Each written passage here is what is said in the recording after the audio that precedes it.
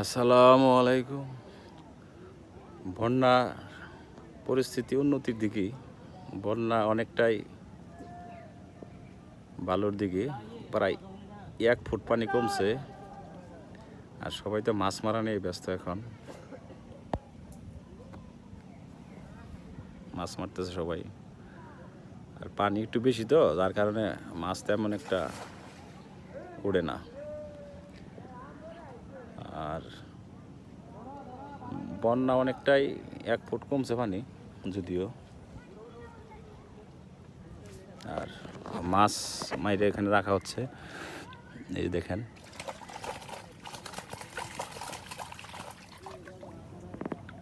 এগুলো মাছ। আর এই যে এখানে একটা সাপও আছে, দেখেন।